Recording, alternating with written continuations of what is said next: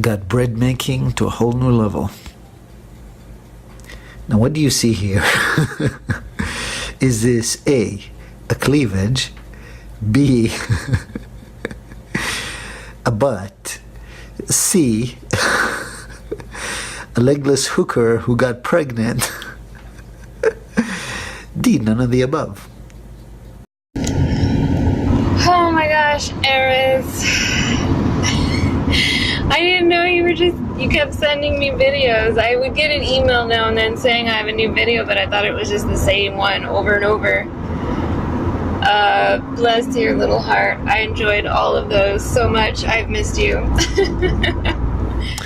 By the way, I'm launching a reality show on YouTube in which an Israeli-American Arab Jew who discovered the secret behind human consciousness, the structure of the conscious mind, and what is autism, is explaining what he found and how he found it on a live show. And I'm doing it with Marco Polo, through conversations with friends and family. So, if you're in, if you want to be a big YouTube star, you can answer me. Especially with the purple hair. I like the purple hair. It's very ferocious.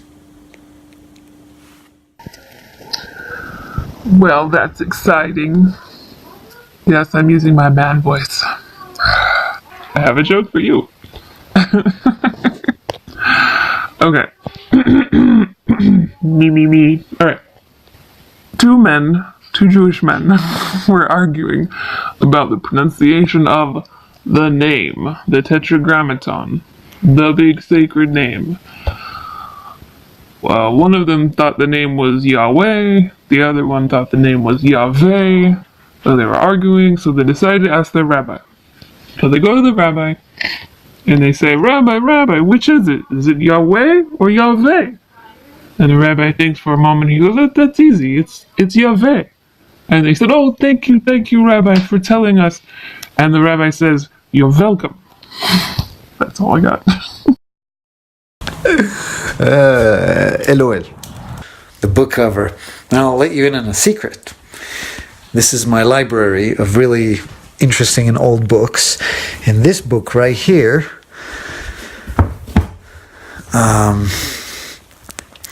of course, the graphic artist added something, but this is a 200-year-old Psalms book, 200 and maybe 14 or something. It's crazy old.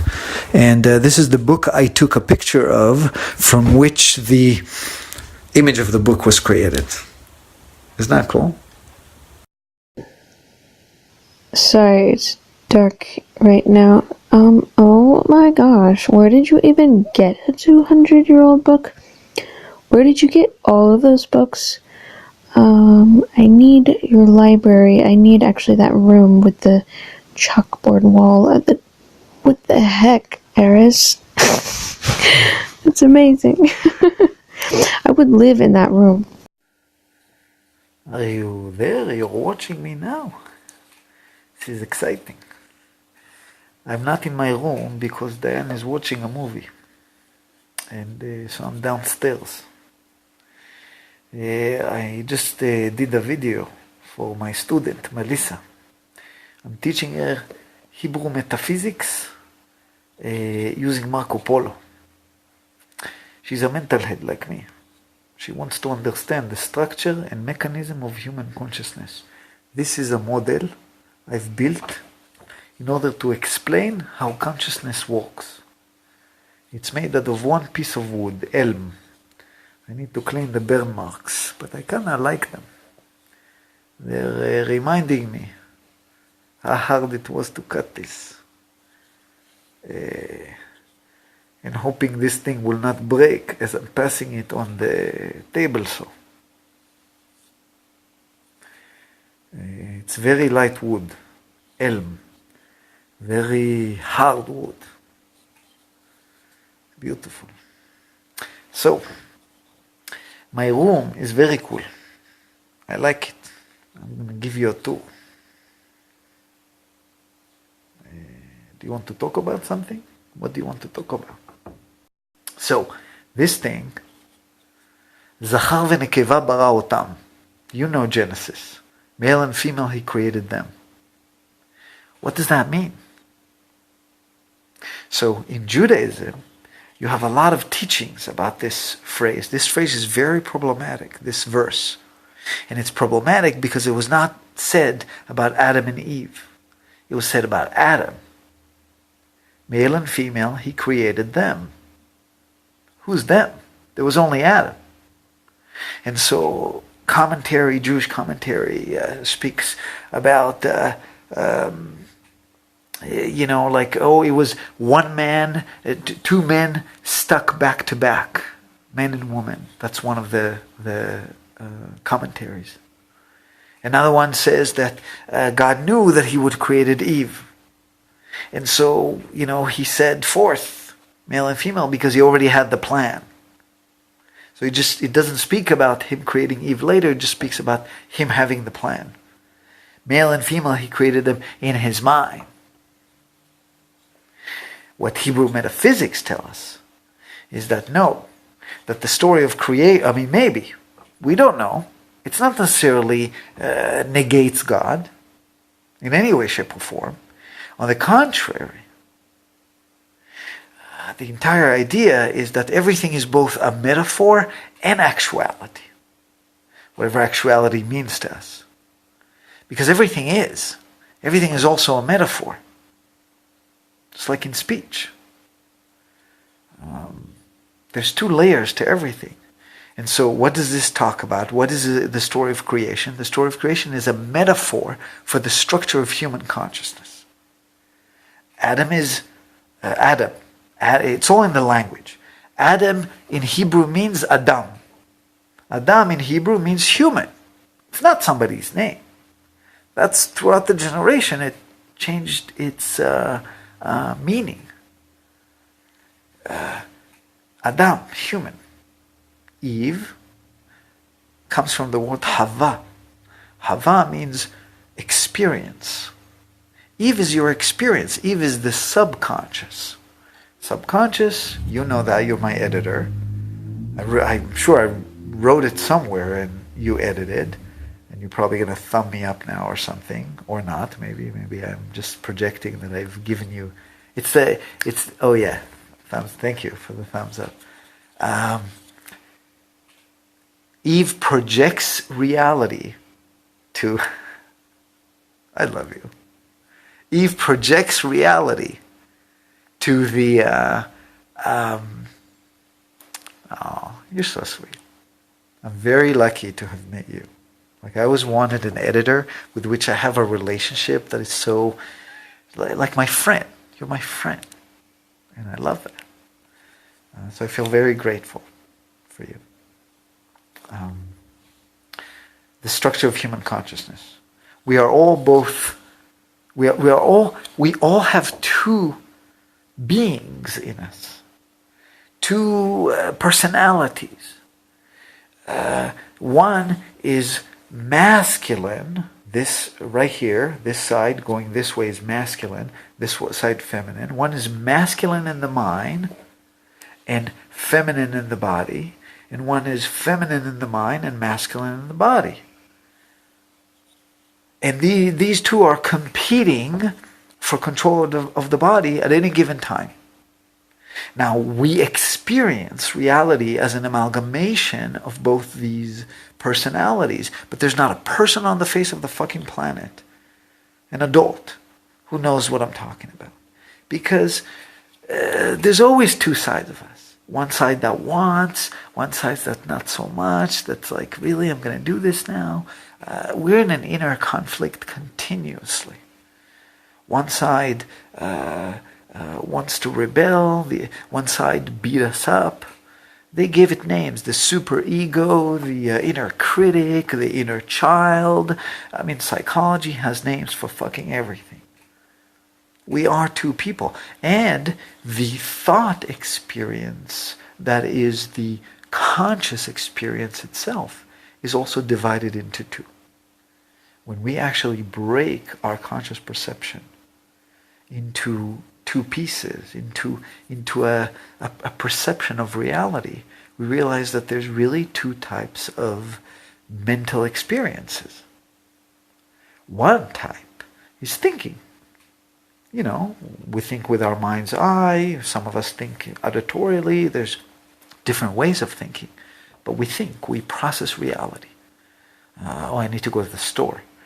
I want to buy flowers to my wife. I want to send a present to my editor. Whatever. Shit, now I got to send you a present. I was planning anyway. But you get my point? You think about things. You think about things and you create reality, with your words that are the product of this thinking. Oh, now I've created an expectation. My editor now, when am I going to get it in the mail? I'm going to take my time, don't worry.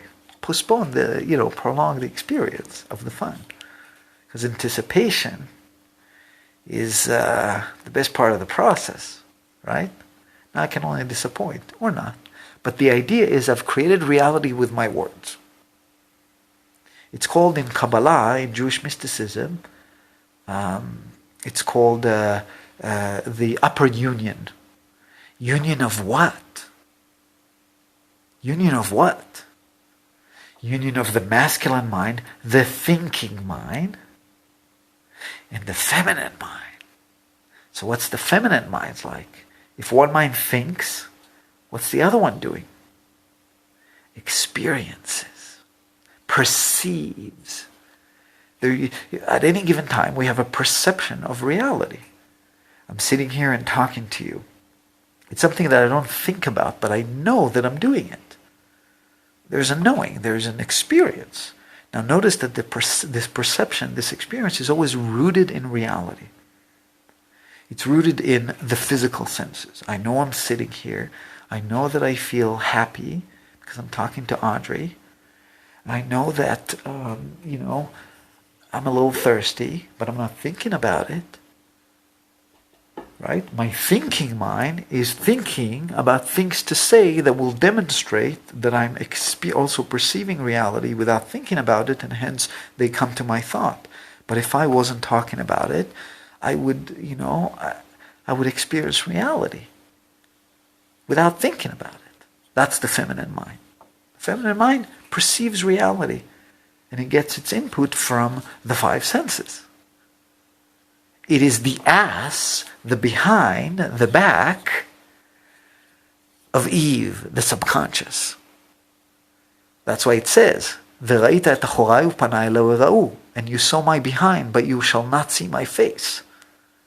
We literally see the back of the subconscious. In other words, everything we see is a metaphor.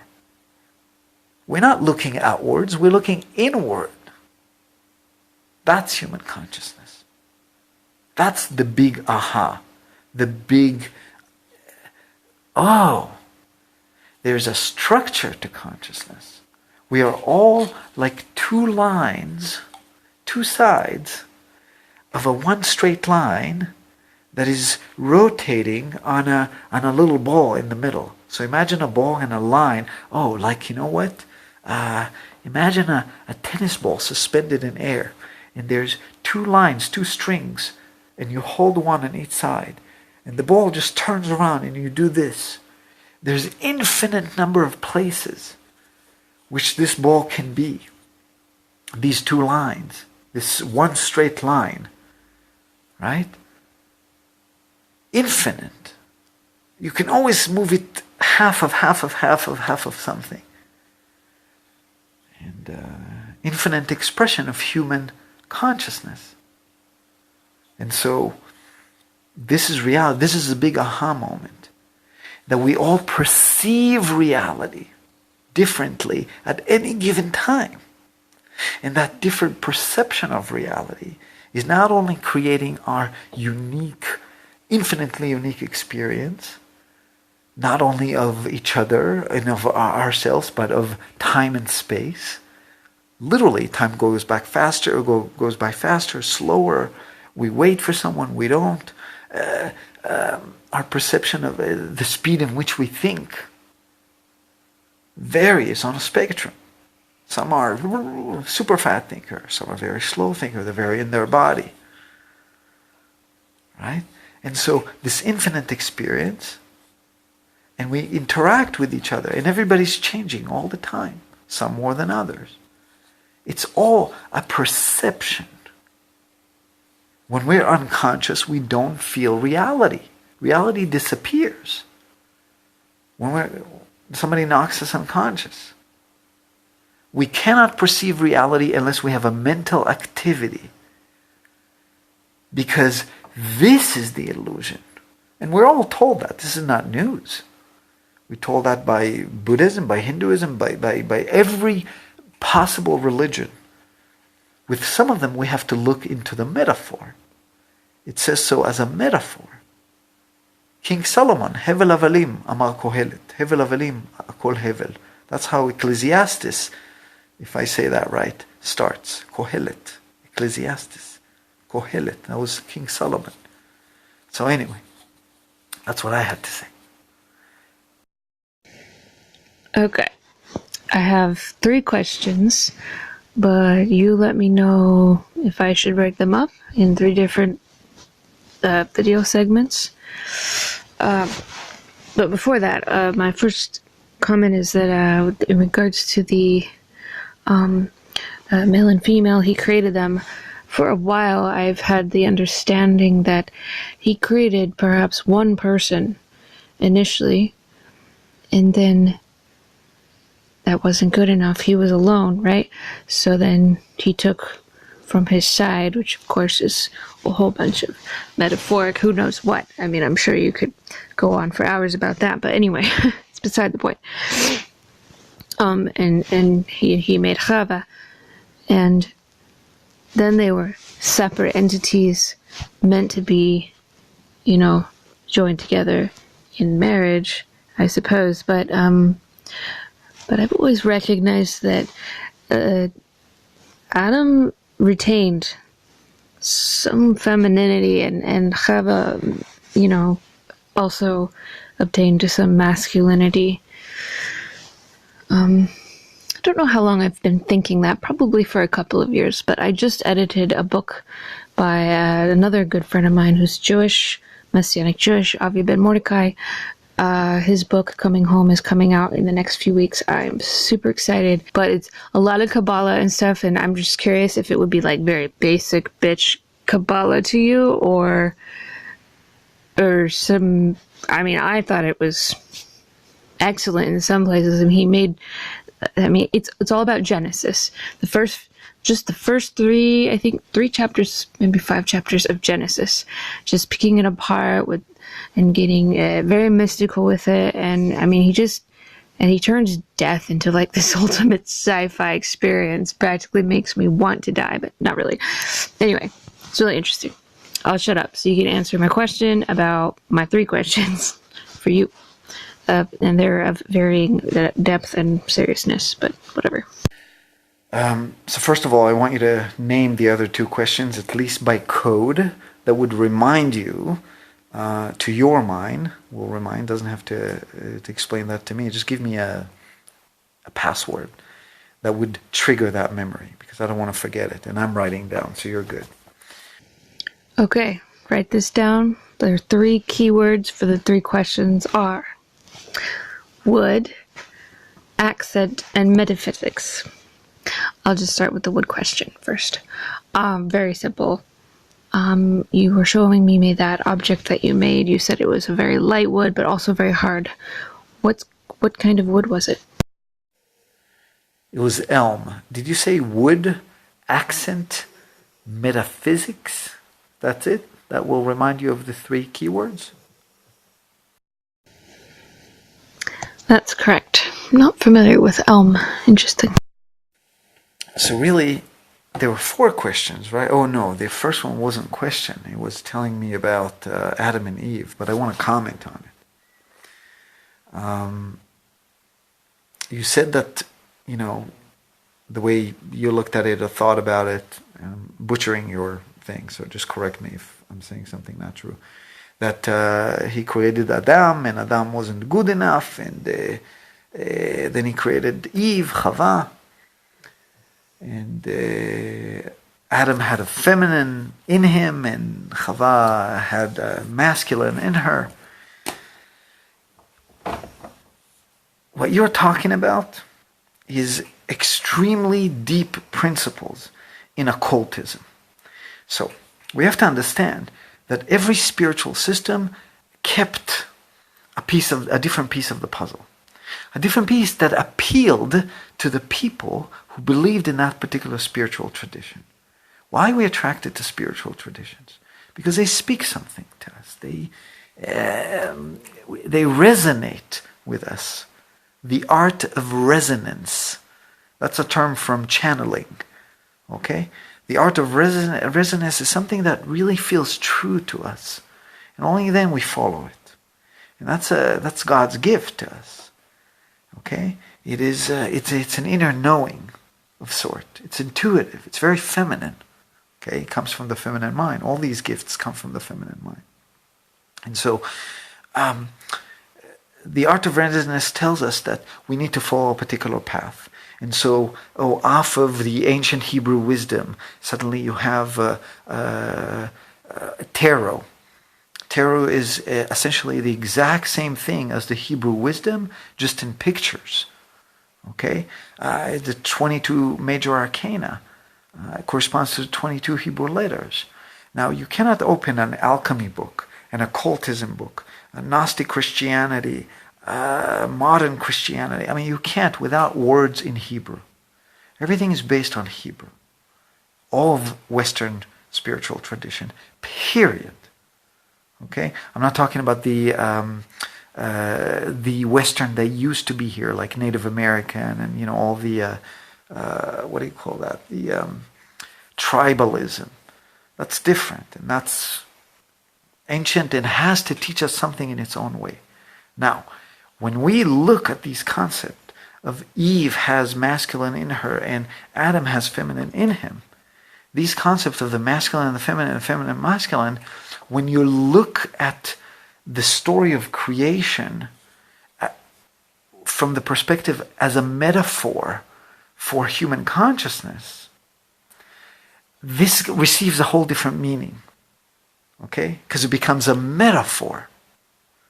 It's like to tell somebody, you talk about somebody and you say that Aerez, studying metaphysics is his rock. It grounds him. And then, Aerez has to stop studying metaphysics. I don't know why. You take him from his right. I'm butchering an expression. I'm fucking trying to do a metaphor with an expression that I don't remember what it is. But there's this animal that latches to a rock. You take her from the rock, she dies. I can't stop studying metaphysics. I'm like that sea animal, whatever the fuck it's called. You get my metaphor? So it's the same. There's something in Judaism. They say in Judaism, Shivim panim la Torah. There are 70 faces to the Hebrew wisdom, to the 5 books of Moses. It's not one story. It's not a narrative. It's not an objective story about Jesus and, or about Moshe or about... It's not a narrative. It is a riddle. It is a book that has 70 different commentaries, translations, ways to look at it. One of them is mathematical, because every letter in the Hebrew alphabet has a mathematical numerical value. And so words are playing with each other. Right? Every word, my name, Aerez, 3 letters, has a numerical value. And sometimes I'll tell you a really cool thing with my name that is happening with my father's name, it's happening with his father's name. Like there's a repetitiveness, and there's a symbolism in every letter. There are 70 faces, and one of the faces is the narrative, is the story. What you told me, But what I understood was that, man was born and he wasn't good enough, so Chava was created. It's a narrative. It's one version of a narrative. Go to different teachings and somebody will tell you something else. There's no one right and one not. Why? Because even this narrative is a metaphor. What's the metaphor? The metaphor is that a man on its own is not good enough. Why? Because let's talk about the quintessential man. Obviously, not every man is like that. But the quintessential man, the masculine conscious polarity, is competitive and dominant in nature. He needs to kill all the other, or to have them submissive to it, so that he can get the girl, so that he can have the money, so that he can have the, So we look at it now in the face of our society and we deem that as a bad thing. But it's not. It's half of the essence of man. And guess what? Women have it too. The masculine and the feminine. And the feminine and the masculine. There's also a feminine side. The side that is about community and about working together and about loving and sharing and this and that. But there's a masculine and feminine. Women compete with each other. Oh, you don't want to be around. Cat fight, Then really hell breaks loose. You don't want to fuck with a woman who's pissed off. It's like the woman who's defending her cubs. She'll burn the house. She doesn't fucking care. Right? So there's a feminine and a masculine and a feminine. Each one is in each. And so it's true that Adam wasn't good enough. It's absolutely true, because a man is not good enough without a woman. Now, the idea is that there's a narrative, there's a story. Okay? The narrative is true at all levels. Everybody's right. Everybody's right. We're all just looking at the story from different directions, like people on a planet, all revolving around the same middle truth. Every person has two places on the planet that are his and his only. A place where he was born and a place where he'll die. Only one location on the planet. You cannot be born in two places. You cannot die in two places. That's your consciousness. At every given split second, it changes. You're either this line right here or this line right here. And your other personality, because you have two, is either this line right here or this line right here. It keeps changing all the time. Oscillating, if you say it like that. And so this story, this narrative, yeah, it works. It's true. It's a great thing to believe in because it teaches us something. Right? And at the same time, there's one face to the Hebrew wisdom, to the 22 letters, that is essentially a map, three-dimensional map of consciousness, passed through generation as a two-dimensional diagram called the Tree of Life. The Tree of Life describes this. The 6 middle spheres are describing this cube that has 6 sides. And that's the idea. So, just wanted to comment on the whole male and female. He created them, and it'll be very interesting to see this guy's book, because that's another face, and I look forward to see that too. There's not one religion or look on religion or a perspective that doesn't teach us. There is none. Including ones that a lot of people are afraid of. Islam taught me submission. It is very important to learn submission. So, that's a good example. Anyway, what's your next question? My next question was about accents. You said you like the Israeli accent the best, but I don't believe I've heard any of your other accents. I can't remember. What others do you do? Oh, and sorry, real quick, I just wanted to say that I love the idea of you having a character and using that format to converse. That is an excellent question. The reason I like this question, it is because it's practical in nature. We have to understand that these two personalities, it's very scary to talk about split personality, two personalities. Tomorrow somebody will say, Mr. Batat is telling people to split their personality. Shlungi, you know what I'm talking about. You cannot fucking say something now without someone getting his panties in a tampon, in a wad.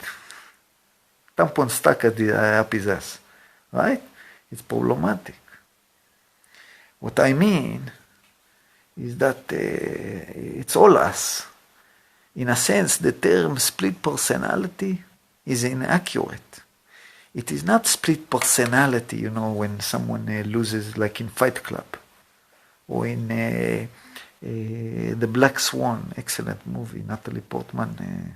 I want to be her friend. She seems like an excellent person. Smart. Good actress too. Or like in a great movie called The Three Faces of Eve. There is a pattern there. What is happening in a split personality? There is always one personality. I'm not talking about people who say, oh, I have 20 personalities. That's called acting.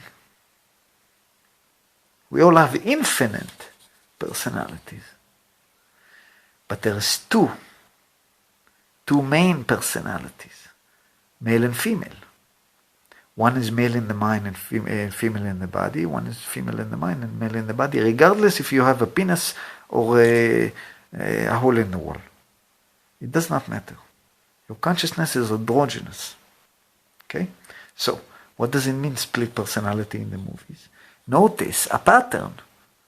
There is always one personality who knows about two personalities and one personality who is oblivious about the other personality, the existence of. And therefore, things happen.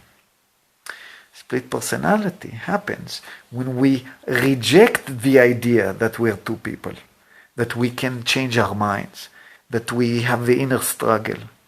And we suppress, most people don't suppress their desire so much. But when a desire is extremely suppressed, maybe due to a fear of a husband, maybe due to a fear of a mother, of a controlling mother, like in Black Swan, maybe due to whatever the fuck, maybe due to the desire to be somebody that you're not, the one who doesn't give a fuck, like Brad Pitt in Fight Club. Sorry if you didn't see Fight Club, I ruined the movie for you. Spoiler alert, but backwards. Do you see my point? So, sorry, I can tell I'm an asshole to some people because I'm not going to go back and edit. And you'll have to get the tempo out of your ass because that's what's happening. We'll understand anger at some point. The point is, split personality happens when something needs to come out. And so what is this difference between these two personalities? Why two? Why not three? Why not four? Because the difference between the two personalities has to do with the difference of which side of the mind controls the masculine or the feminine. And so the personality with which I speak fast in English is slightly more autistic. Listen, so when I did the thing, what was I talking about before? See, he remembers everything. I don't. Because when I'm in this side of the mind, I say him, so it's scary. I give it a different name. I'm Ovadia, he's Aerez. Why? Because when I slow my speech down, when I speak with an accent, I can access a different part of my mind. A part that is present. A part that doesn't remember the whole story, exactly what was the example and what was said, but is a lot more present and feels more. Experiences reality versus thinks of reality. When I'm Aerez, I always think, analyze. People who are polarized to the feminine mind, they call it, oh, he's philosophizing. And, the feminine mind doesn't philosophize. You ask a person, so how do you think? Okay? Do you hear in your mind that? Do you say? If somebody is polarized to the feminine, they have a very hard time to think about how they think. And even if they get what you mean, 2 seconds later they forget. Because they live in time. They usually know how to track time. Depends when you are with the polarity. Remember, it's a spectrum. So it's very hard to nail it. But it's true when you start realizing it's true. You see the patterns with people. They live in time. But the people who are polarized this way, Aerez, think in time. Always in the past or in the future. What is anxiety? When I'm in Ovadia personality, I have no anxiety. I'm in my body. I'm relaxed. My mind has slowed down. When I'm Aerez, I'm busy doing possibility, probability permutations of every possible scenario in the future. And what happened in the past. And I'm analyzing and shmanalyzing. Why? Because that's important too. It's a practice. Okay? For me. Because that's what I do. I study. I study patterns. I study patterns of human consciousness. I have to analyze. This person said this and this person said that, and what was the conscious polarity of this friend and that friend, because I'm looking for the pattern. The masculine mind lives in his mind. It thinks about reality. There is the story, but there is the storyteller, the author of the story. The author of the story is separate from the story. Even when he tells the story about himself, he has to step out and look at the big picture and tell a story. That's the masculine mind. The feminine mind lives the story. He's the character. Life is happening to me. Receptive, feminine. Right? And so the accent helps me. The accent is a meditation. Is a choosing of a language, of a way of being, and developing it over months, and dealing with life, dealing with friends, who is like, why are you talking with an accent suddenly? Dealing with a wife, who is saying, I don't know you this way. And you're realizing that this is a part of you that she has never seen. But it is also you. That the American you is not the real you, but it is. As an American, Aerez, I'm high-functioning autistic. As Ovadia, I'm not. Ovadia doesn't have asthma. I don't have asthma. Aerez has asthma. 2 people. 2 personalities. Why? Because every dis-ease is also a metaphor. Every allergy is a metaphor. Everything is a metaphor. The entire reality, the body, is nothing but a reflection of the mind. Like in Genesis. water, רוח אלוהים מרחפת על פני המים. And the Spirit of God is floating above the water. It's a reflection, a metaphor. We only see a metaphor when we look in the mirror. And so it's a meditation. It's Western meditation. Eastern meditation teaches you to stop the mind. Stop the mind. Don't think. Disable this side. It's a way, it's a path. Western meditation tells you, master this side. Master it so you can be both. So you can stop the mind by being a different personality that is polarized to the feminine mind, and be masculine as well. Be the storyteller, not just the story. Don't just be present. Learning to be present is good, but it is not enough.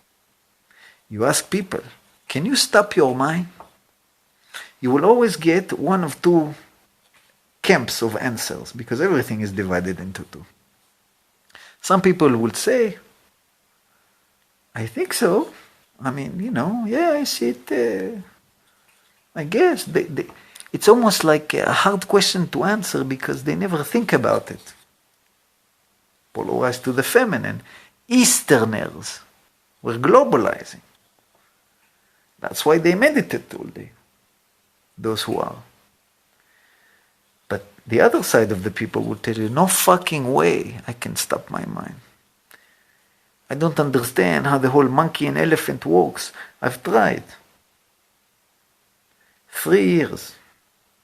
I've spent meditating an hour a day, the Eastern way. 3 years. I had people tell me, I went on meditation retreat, they said 3 years and you make no progress and you still continued? You're fucking crazy. They were right. I thought I was going nuts. I thought the king is naked. You know this metaphor? The king is naked. Is that what the metaphor goes? Give me a shlungi if you don't know the metaphor. You don't know you smile, you know the metaphor. Okay. I like that you know the metaphor. So you get the idea? Where was I? The shlungi confused me. Where was I? Hold on. Aerez can retrieve it. Yes, the meditation. Western meditation means to master this. What does it mean to master this? The Easterner will tell you, let go of what you forgot. Be present. The Westerner says, no, I keep track of the story. I'm sharp. I can be both. I switch in my mind, I think of the story, I retract my thoughts, because this mind is thinking of the story. It's a narrative. There's a big picture. Do both. So that's the idea of the accent. It is my meditation. It helps me. I can stop my mind now because I can be me and not just me. The king is naked. Haven't heard that exactly, but it made me think of the Emperor's New Clothes, a children's fable. If that's not what you were saying, I still think it could fit, kind of interestingly. But anyway, so I thought I knew, but I wasn't sure. Thank you for sharing all of that. Totally triggering my ASMR. This is great. I'm gonna sleep awesome.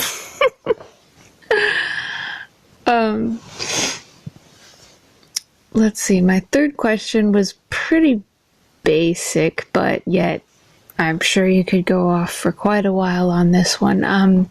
It's simply about the word metaphysics. I've taken some Greek and Latin, and I don't recall what meta means, so I'm curious how you would define metaphysics both literally, breaking down the actual word meta and physics, and also just your own Aerez Ovadia version of the definition. That is a great question.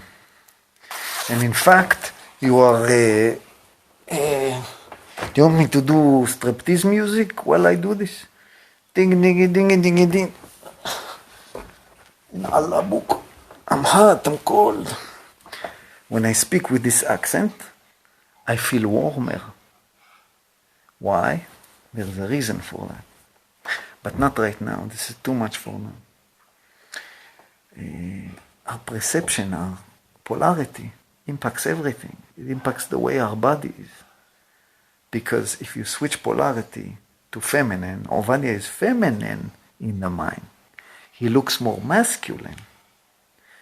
I am more masculine this way. But because if I'm feminine in the mind, I'm masculine in the body. The body is a reflection. It happens automatically. I don't have to think about it. The subconscious takes care of it because the subconscious projects the body. On the contrary, if I think about it, it disappears. What is meta?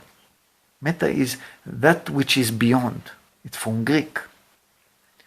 What is physics? Physics is the science of the consistently accurate. It's the science of accurate consistency. Right? You have everything, laws of nature, everything is mathematical. Everything. It's impossible that something won't be. Fibonacci, before the 12th century, people looked at flowers and did not know. Looked at them and it looked like there was a chaos. Hold on. Look at this flower. How many petals in this flower? How many? Don't want to be the one to have to count it. That motherfucker is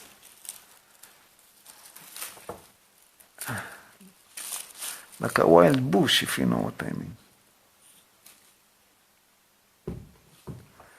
But the idea, Fibonacci was smart. He realized that there is a sequence of numbers, we call them the Fibonacci series, that is mathematically interesting. 1 and 0, it starts with 0, and then 1. 0 plus 1, 1. So 0, 1, 1. 1 plus 1, 2. 2. 2 plus 1, 3. 2 plus 3, 5. 5 plus 3, 8. Right? And goes on and goes on. 13, 20 something, 34, 55, 89. 34 plus 55, 89. Right? So this flower has to have number of petals according to the Fibonacci series. And there will be light. Before Fibonacci, there was only chaos when it comes to the number of petals. Suddenly, there is structure in the chaos. The physical is always by a particular structure. Now, to study the physical, we must study everything. We must study how wood works, and how come there's the rings. And we have to study every animal, because we learn something new from every animal, and there are still things we haven't figured out. Like why you lick the back of a frog and die, or have hallucinations.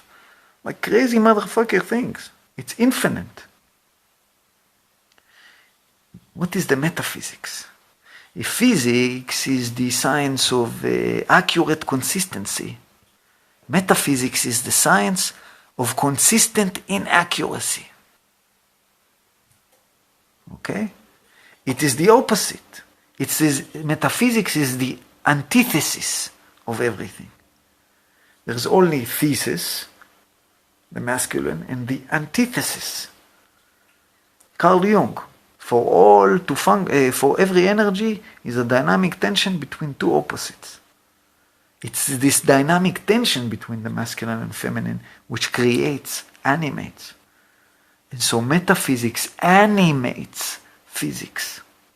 What animates the world? What animates everything? Also energy, but this and that, going back to the whole Darwin thing. There was a big mistake when Charles Darwin wrote The Origin of Species. He was a tormented man. He was Christian. And people told him, you killed God. He suffered. What a burden. He did not want to write this book. He had to deal with a lot. It was not like now. It was a different time. He was an outcast.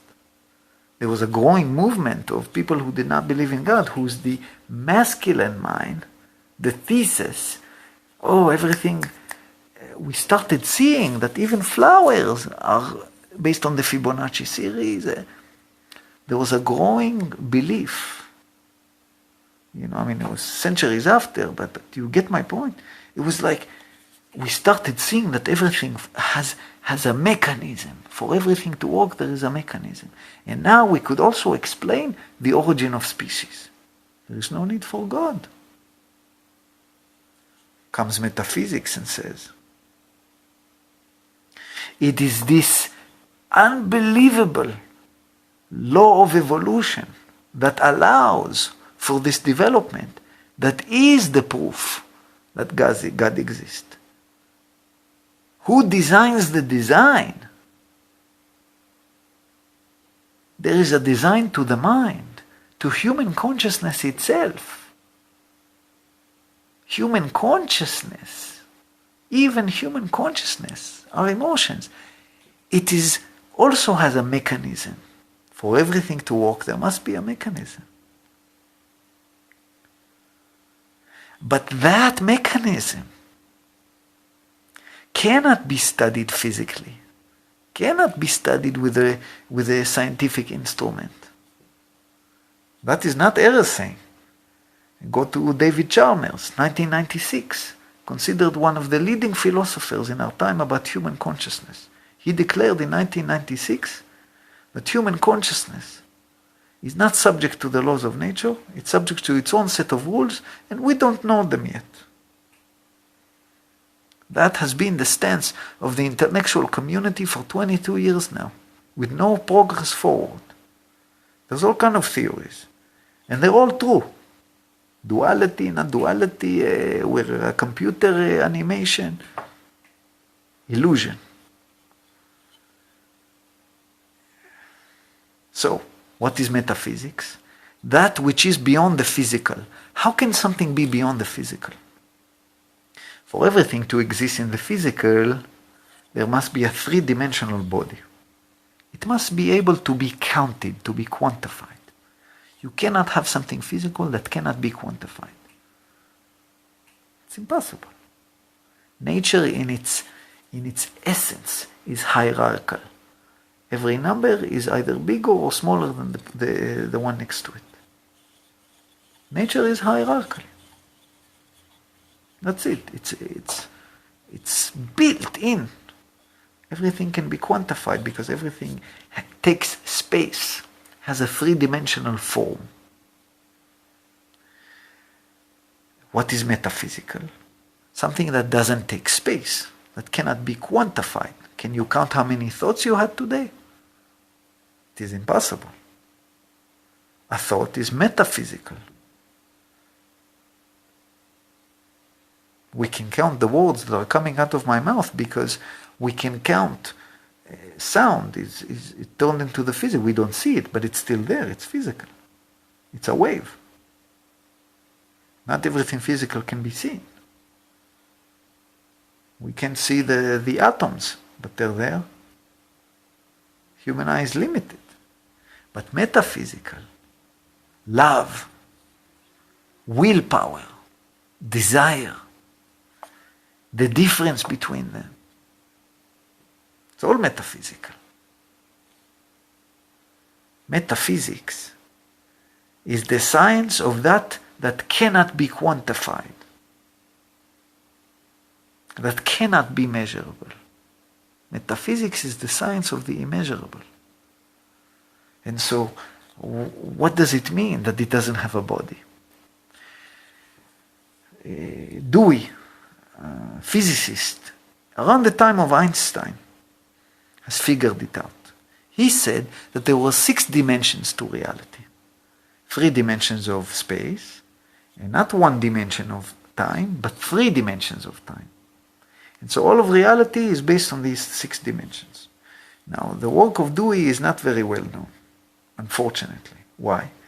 Because when Einstein came with the theory of relativity, it basically deemed all other theories absolute, or moot. That will be the right word. Why? Because Einstein theory was the theory, Einstein discovered the theory of everything in physics. He showed, for the first time in human consciousness, when we're not conscious of something, it does not exist. Humans were unconscious of the fact that all flowers are of number of petals. But now the collective consciousness knows it, even though that one person doesn't necessarily. Okay? See, I took a branch, and I'm starting to lose where I came. Fuck. Where was I? Hold on. He will get it.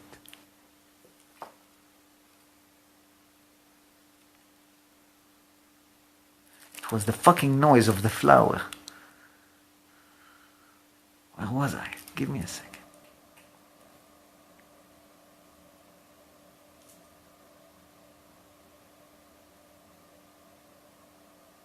Metaphysics. Yes, got it. So Dewey, 6 dimensions. And so when Einstein theory came out, all the side theories evaporated. But there was a lot of wisdom in a lot of them. And Dewey's theory was very interesting because it's very abstract. What does that mean? 6 dimensions, blah, blah, blah. It's boring. But no, it is the way our mind works. This one right here, the mind that feels, it's easy for us to understand. It has 3 dimensions of space. I feel this flower. I feel this chair.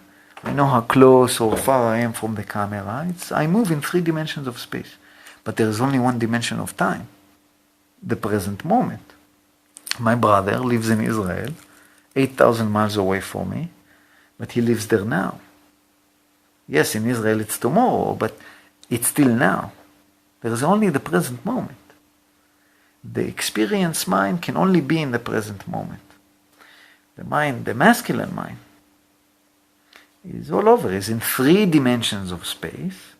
Can think of the past, can think of the present, who I'm talking to Audrey, can think of the future.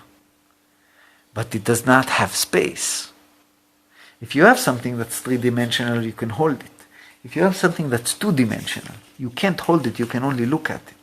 For example, this journal, I show you my writings, they're 2-dimensional. You can't hold the writings, you can only see them because they're flat. There is no depth, but they're 2-dimensional. They go sideways, they go up. But if something is 1 dimension, you can't even see it. There is no body. It's like the dot of the dot of the dot, inside the dot, and even that doesn't have, it cannot have any dimensionality. 1 dimension of space means metaphysical. That which cannot be quantified. That which is beyond the physical. So I ask you, what is a metaphor?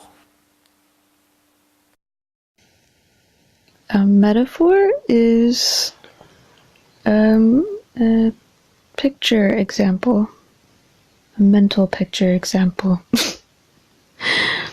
That's how I would define it in this moment of almost asleepness. It's an excellent answer. Obviously, you're a visual thinker. I speak, and pictures comes to your mind. Now, since you're my editor, there you go, you're thumbing me. You're tamponing me. That can also be, if I do this, and maybe it means in somebody's language, sticking a tampon up his ass. What is language? Is language objective or subjective? For us, this is objective. For some people, not. I think there's something with Texans that don't like this. But what's the idea of a metaphor? Of a picture you see in your mind's eye of something I say, if it's not too abstract, because then you can't imagine something abstract. But the picture that you see is subjective. Let's say I talk about a tampon up somebody's ass. Maybe you see it, so then you laugh because you see a picture with somebody with a tampon up his ass. But the person you see is subjective. Maybe you see a woman, maybe you see a man. Depends who you're pissed off with. Right? And so your picture is a metaphor. Or maybe you see something completely abstract that symbolizes something that is a tampon up at somebody's ass. Maybe it's not so literal. Maybe you see somebody upset. Then it's really a metaphor. Somebody all red. It's like, why? Because he has a tampon up his ass. He can't release the pressure. Right? A metaphor. Meta is carried beyond. What is for? I don't remember the translation of the Greek word, but I think it's something that has to do with place. Something that is misplaced, like taken beyond the place that it is. So, in other words, something that is like this but not this. This misplaced. It's a metaphysical concept. Because how can something be but also be elsewhere? Right? We already see in science that one particle can be in two places at once. That's the metaphor. So, metaphors are very important. But you're tired and it's time to go to bed. And I really enjoyed speaking with you. And this is a very good time to me to speak. And I will gladly speak to you as a meditative thing and record it to the people. So if it comes to you questions, you write them down. And we shall talk more.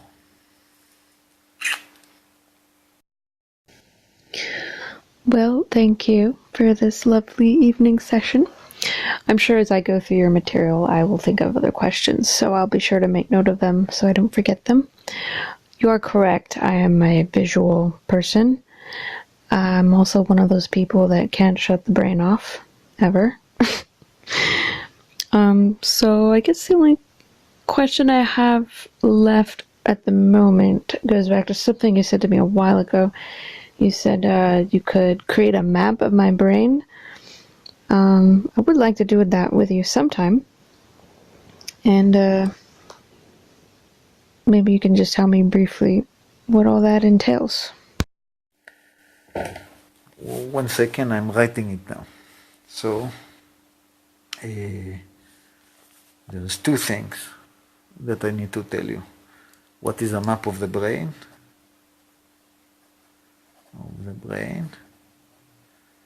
And the king is naked. So, I remember the story, The Emperor's Clothes. I do. I know the name. It was on the tip of my tongue when I was speaking with an accent. But what happens when I speak with an accent is that I turn to be the one who does not remember the big story. I'm no longer the storyteller. I don't have the words. I just know the experience. I know, oh yeah, a king and he's naked and this little boy who's screaming, the king is naked, the emperor has no clothes. Now I remember because I reminded him.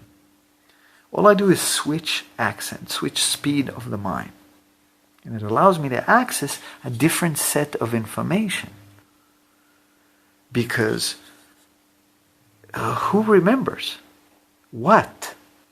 So we can talk about what is memory and how memory is tracked, who is responsible. There is a very specific entity in our consciousness, a piece of the consciousness that is responsible for memory. You know, I'm looking for a good word to explain. Consciousness is segmented, you know, and so there's the feminine mind and the masculine mind. How do you call that? Consciousness has parts. It's very hard for me to find the language because language creates consciousness, just like Fibonacci created consciousness around a particular idea. When we understand human consciousness, we now have the idea. And so the king is naked, the emperor's clothes is a great example of how these two minds think. One remembers names and stories and facts and details, and Charles Darwin did this, or blah blah blah, all the stuff that I've mentioned. And the other one, he gives the metaphor as an example. He wants to teach you that this side analyzes and this side feels. So instead of telling you about the analysis and schmanalysis, he tells you, look, it's like a male doctor that delivered 3,000 babies. So he knows exactly where this comes out and why it goes in, and all the little things to do and how to snip it and schmip it, and exactly what is happening where. But does he know birth? He never experienced it. He's a man. And I explain in a metaphor, because we only learn through metaphors. Because if you explain something only intellectually, the understanding is subjective. Because we take it, we do something with it. I tell you stuff, you have things in your minds. I tell it to 10 people who also think visually, each one sees something else. Subjective. I give a metaphor. They all understand the same thing. Metaphors unify. But you have to have both. If you only teach in metaphor, what do you have? A Bible. Everybody interprets differently. Everybody creates a narrative. Adam was not enough good. A narrative. It's also true, because it's one face of the metaphor. And so the idea is to do both at the same time. Chokhmah, Bina, Da'at. It's the Holy Triangle. The Father, the Son, and the Holy Spirit. They put the female in the back. What is the Holy Spirit? What is the Father? It's true on many levels. There is the Father that's God, and there's the Father that's the Godhead. There's a structure to the metaphysical. And there's also in the consciousness, there's the Father, the masculine conscious mind. In the Holy Spirit, the feminine is the intuition. The one that just knows. That sometimes speaks to us. Right? That we know, the art of resonance. And she's the Holy Spirit. In Hebrew, there is no word for intuition. When you open a Hebrew dictionary and look for intuition, you see it says Holy Spirit, Ruach HaKodesh. All goes back to Hebrew. What is that? That is knowing. If you know the story and you also experienced it, then you know. If you know how hard it is to watch a very specific kind of penguin in the North Pole, because there's only 3 extinct, and you go there, this is your dream, you want to see this penguin poop. This is your dream, because in 2 generations, no more pooping of the penguin. You have a story. You can think about it all you want. If you go see it, then you know that it wasn't worth it. But you get my point. You have to have both. If you happen to be in the North Pole, and you walk around, and you don't know the story, suddenly you look around, you see a penguin. Penguin poops. You don't know that you just saw the penguin, one of the 3 that is extinct.